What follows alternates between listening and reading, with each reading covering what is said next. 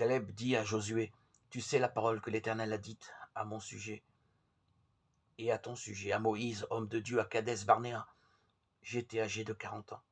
Et maintenant voici, moi je suis aujourd'hui âgé de 85 ans. Je suis encore aujourd'hui fort comme le jour où Moïse m'envoya. Et maintenant donne-moi cette montagne dont l'Éternel a parlé en ce jour-là. Les Anakim y sont, et de grandes villes fortes.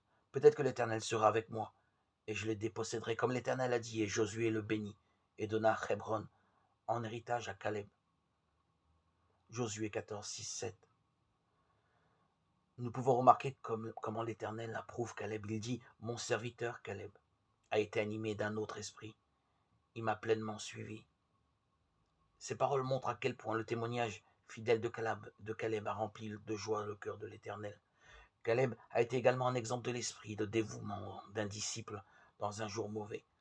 Il a pleinement suivi Dieu et cela est devenu chez lui un caractère distinctif qu'il acceptait et aimait rappeler. Mon serviteur Caleb, parce qu'il a été animé d'un autre esprit et qu'il m'a pleinement suivi, je l'introduirai dans le pays où il est entré et sa descendance le possédera. Nombre 14, 24. Caleb et Josué n'ont pas été atteints par le jugement tombé sur les autres membres du peuple coupable qui sont morts dans le désert.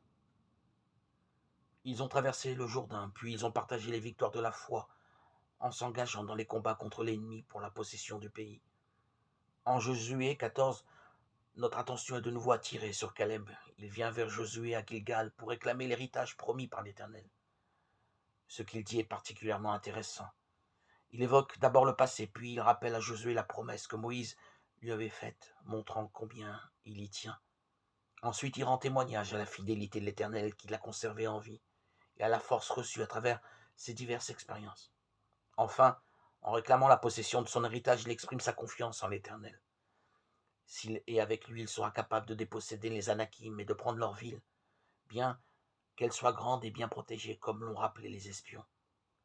Josué bénit Caleb et lui donne Hébron comme héritage, parce qu'il avait pleinement suivi l'Éternel, le Dieu d'Israël. L'homme de foi doit toujours être en première ligne dans le combat contre l'ennemi. Sa victoire est assurée.